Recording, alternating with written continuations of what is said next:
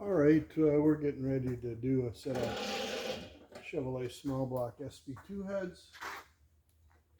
A couple tips, maybe it'll help somebody. I use a gun cleaner tool with a wad on it to clean the guide holes after I've reamed them to size. Just make sure that I get all the grit out of them, even though I've gone through and brushed them probably 3-4 times. They've come out of the jet washer. Checked them for cracks, rinsed them down in the parts washer, blowing them all down. We're getting set to put the valves in. Valves are titanium. Not that that matters much, but I don't install a titanium valve any differently than I install a stainless or a plain old OEM valve. So these heads are numbered. This is going to be the, I believe, even side. So we're going to start out with number 2.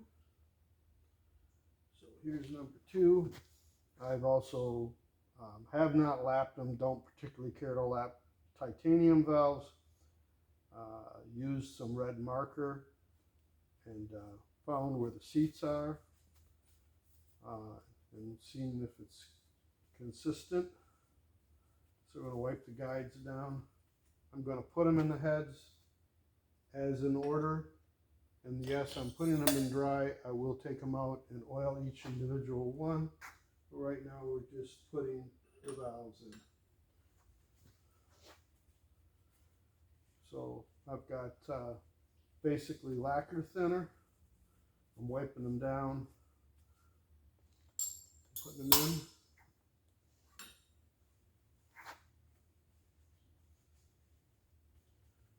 No particular order on these valves yet.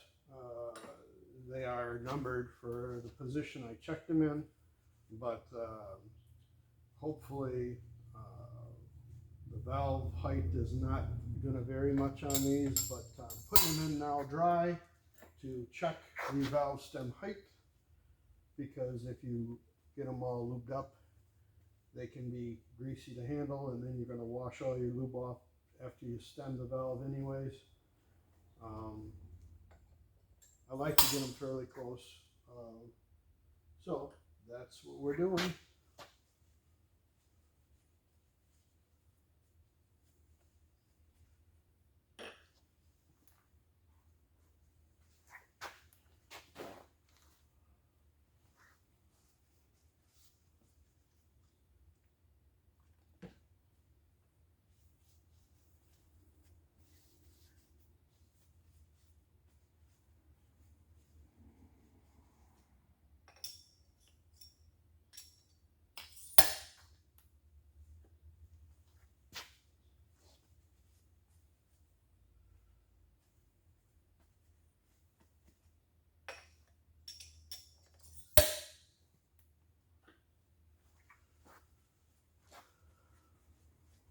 I'll figure out the stem height on these. Hopefully there's not going to be much trimming. This has got a hardened tip on my titanium valves. I prefer this over a lash cap, although I have used lash caps, but if I can order them with a hardened tip, I do.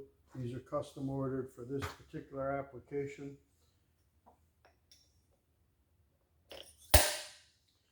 Okay, now we're going to plunge height these off of every spring pocket.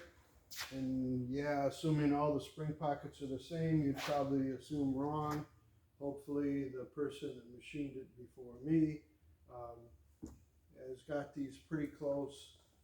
Seeing how these are old NASCAR heads, I would assume that they're fairly close, but you don't ever really want to assume anything 100%. But I will check them all.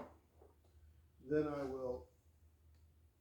will put a straight edge across from the top to the bottom and make sure that they all are relative. If one's 3 thousandths difference, I'm probably not going to be chasing it much, because that could be just the way it is on the assembled machine height. but we want them fairly close.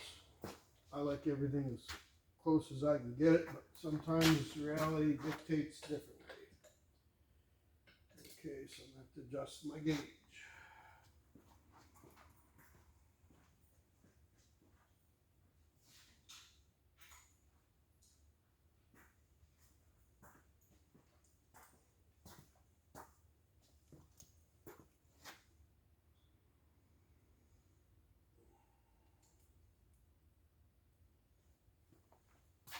I make these gauges for setting this, and all it is a piece of round bar stock, borehole in it for the gauge. Tap it. You got a valve stem height gauge. I got different ones for all different sizes that I've made. This one's more or less used for a bigger spring pocket, like a big black Chevy. And aluminum works, steel works. Okay, this one's going to be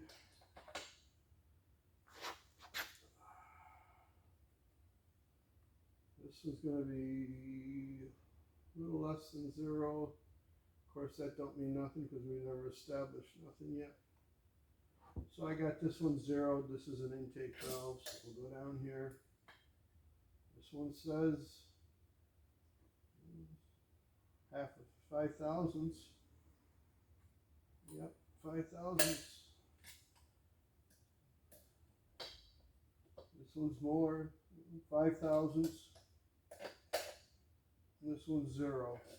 So basically we got 0, 0, and 5. I'll probably put a straight edge on it and see just how, if they are down that far. Could be in the spring pockets, they do wear.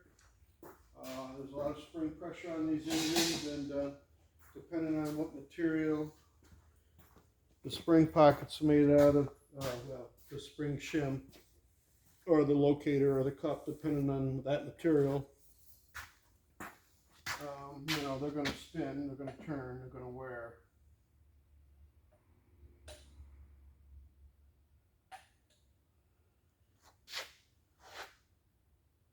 I cannot see daylight through them, although, yeah, I mean, probably would be the best way to do this would be to put a couple test springs on here, and that's what I'm going to do.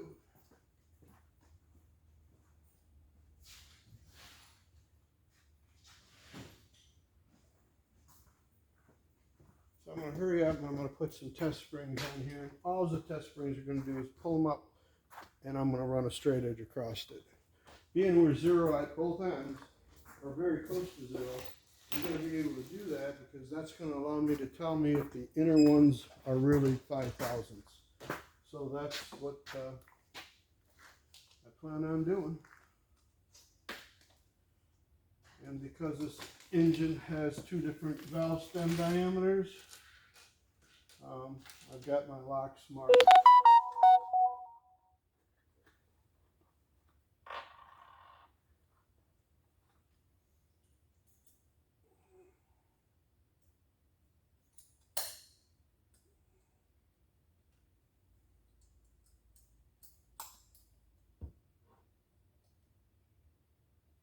Yeah, that's going to put enough tension on it that it's going to help me put the straight edge across it.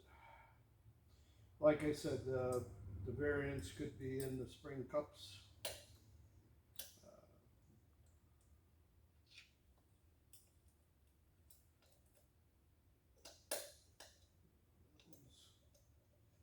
One's a little looser.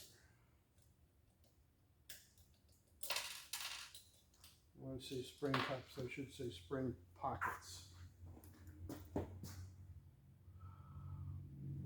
So I'm going to throw a couple shoes under here because this spring's a little less tension than the one that I put on the top one. These springs are older than Moses, so God only knows what the deal is there.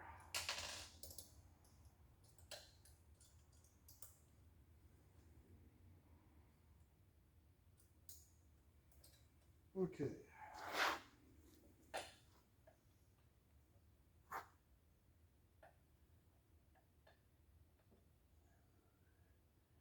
because these valves are canted, they're not going to lay flat across it. So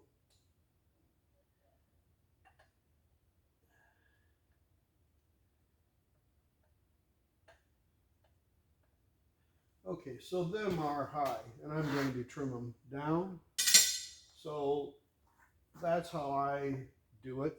Other people might do it differently.